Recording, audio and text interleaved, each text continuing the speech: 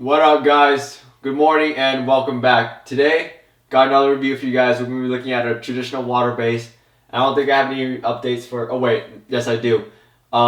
Big Slick Pomade Company just joined us on the promotions page, so you now have the opportunity to get 10% off of their orders and also a free comb from them whenever you use our promo code, the Pomp. Other than that, no other updates. Let's go on to the review. So today we'll be looking at Imperial Blacktop Pomade. So it's basically the same classic pomade as we've always seen from them, but now they added in like the color black. So imagine kind of like Murray's Black Beeswax, except a traditional water-based product like version of it. We'll see whether that even changes anything or not, but we'll go ahead and start off as always by looking at the jar. So here's the product. As you can see, Imperial Blacktop Pomade, and overall it's similar in terms of the branding and the label, but really different from any of the other Imperial jars. So now I believe this is actually a clear jar with a black lid, whereas the other jars are typically a clear label, light colored product with a silver top. This is still the large 6-ounce jar. Ingredients on the back: 4 for strength, which is, I believe, equal to the classic pomade. And if you open it up, you'll notice right away there is the black pomade. It's black as night. The jar is clear, so what you see, that black background you see, is the product itself. So let's go start using it. Like the rest of the Imperial products, this pomade has like the same scent. It's a strange watermelon honeydew, like bubblegum. Straight up, imagine like this typical fruity salon smell, except exaggerated by like a lot. So it's really sweet. Not something I prefer to have in my hair, but it's really similar to the rest of the Cool Grease line. But the Cool Grease line is actually like, how should I say it? A little more tangy, a little more like smooth. But this one is really like artificial bubblegum smell. And scooping it out, you'll notice that this is actually really black. What I was afraid of was that like this probably would just be a semi like translucent black, but it's actually pretty damn black. I haven't found it to really make much of a difference, but you'll see that later on. But either way, it scoops out pretty thick, just like the classic. And as you smear it in your hands, like, it's black. It doesn't seem like it'll really stain anything though. I mean, it's a water-based pomade, or rather like a water-based gel-like pomade, so it washes out pretty easily. Has similar features to like Suavecito Firme, Layrite Deluxe, and all the other like hardening gels and stuff like that. Which makes it traditional, but at the end of the day, there's now like a billion like different ways to get something traditional, or like just something, I don't mean to say traditional, but like orthodox, something normal. So what we really look for nowadays is something special. Looking for someone to offer something different, something groundbreaking, something new, like what we saw yesterday with Crystal Lake.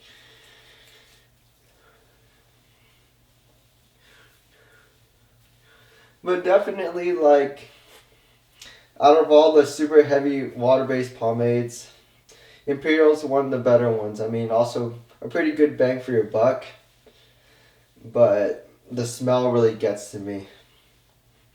And just like kind of the overall feel of it, like it hardens. Suavecito, Imperial, Layrite, and JS Sloan. These are some of the products that actually like harden the most. I mean, they all, not all of them, but most of them harden, but these ones harden to like the full extent of gel. And oh yeah, I finally got my hair cut. Meant to get it cut after the review yesterday. So I just take a few more licks and I should be good. So the reason why we use black pomades usually has to do more with like a waxy oil-based pomade. So when you have dark hair and you use a waxy product, typically what happens is that waxiness really makes like my hair look dull.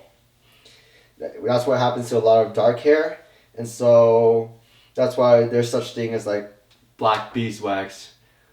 Making that black, our hair maintains its like luster, which is really nice and exceptional. Now, what I'm wondering about this product is I've never had that issue with a water-based pomade.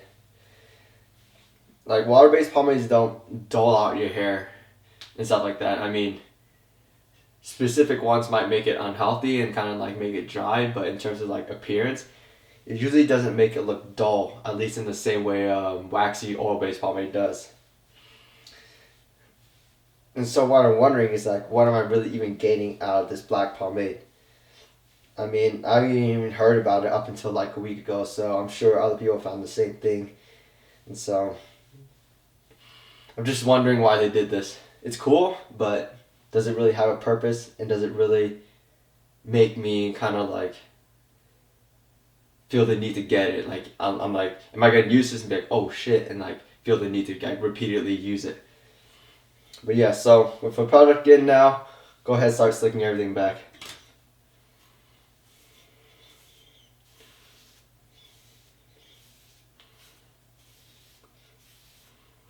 So what I noticed right now is it is easy to comb through and easier than like the original classic pomade, at least to me. Definitely low shine. Seems pretty matte right now, but yeah, I would say matte. But yeah, if everything's slicked back, let's go ahead and start forming the part.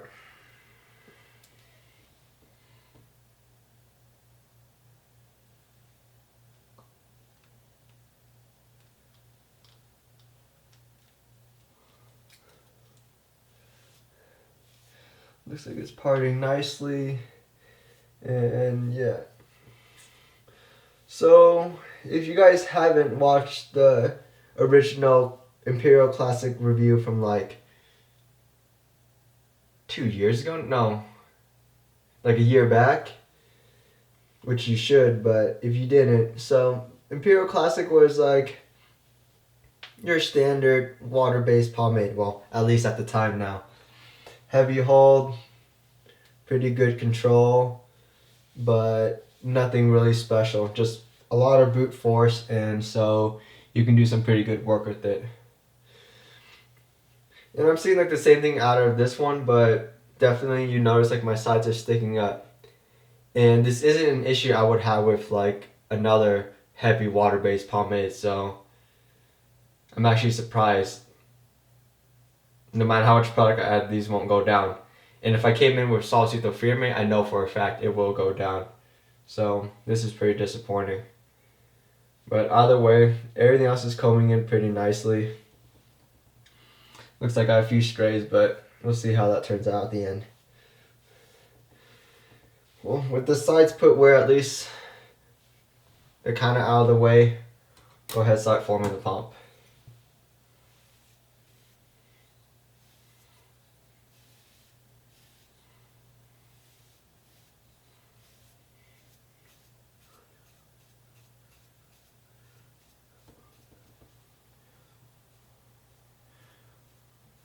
Alright, let's just go ahead and call this done and go over the hair. So, I had to add a lot of water to my hair just now because I guess within like the 5 minutes that just passed or something, or rather in between like applying and finally styling it, it was enough for the hair to start like kind of puffing out. Which is like pretty disappointing. Just because like it's gonna take you about 5 to 10 minutes to style your hair on average. But if a product can't really stay moist and like malleable throughout that time, then that's pretty disappointing. But I was able to like get my sides down much more with a lot of coercing and kind of just like adding water so it gets weighted down. But I'm afraid that during the day it will stand up again. The shape of the pomp overall is like not bad, just the overall shape, but like right now I'm getting so many stray hairs, like I can actually like see it. Like I can see like the blurry lines that are just stray hairs coming down. So I don't know what I'll do with that. Maybe this pomade just be better just on like a finger comb, like loose pompadour, and I'll probably end up with that at the end of the day. But yeah, I mean, I swear I thought I just had a good shape, but I guess I didn't. Guess the product really isn't slick, so it's not holding together really well. Getting a lot of stray hairs. Like you get okay shape overall, not great but good. But just the slickness is really lacking. And I mean, this typically lacks with all traditional like or orthodox water-based pomades, but they at least kind of help with it just with the strength of the product because this pomade actually isn't that strong at all. For some reason, as I apply it, I feel like it's just getting like sucked in or some like sucked into my hair and like I don't know, not really showing out all like the hold and strength it's got.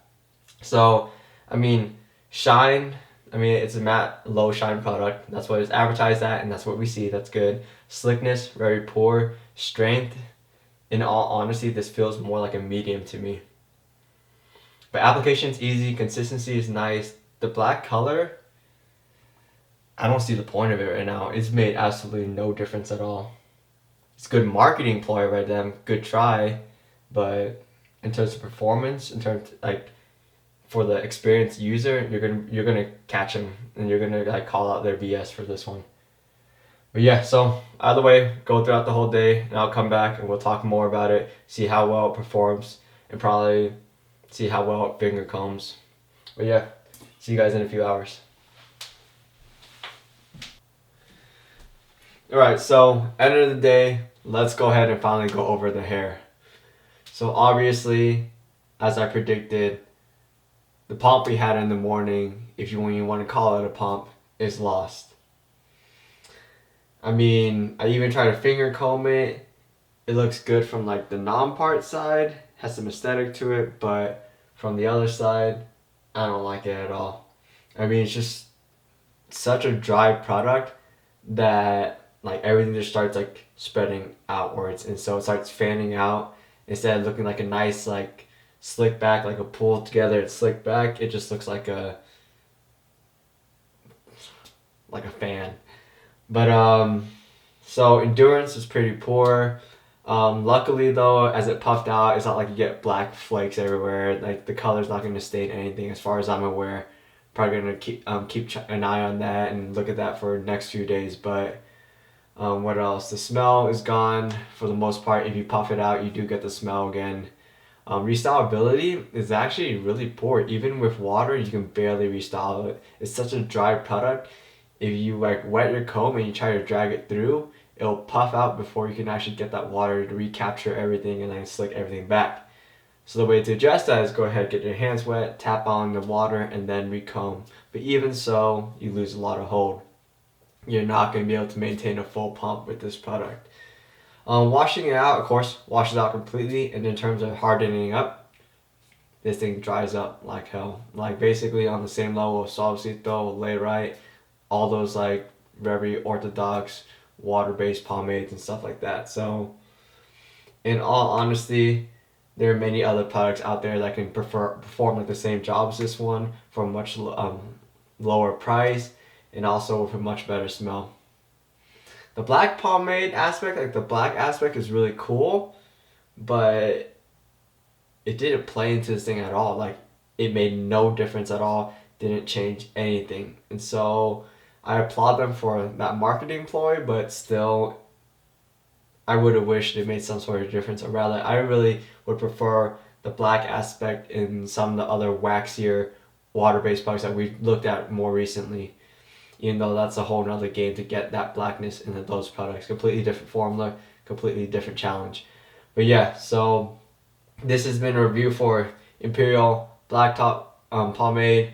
Hope you guys can check this one off your list, learn something or whatever. But yeah, so tomorrow we'll be looking at the Iron Society, the water-based version. And then after that, we'll be stepping back into an oil-based with Sheer Revival's Elm Street.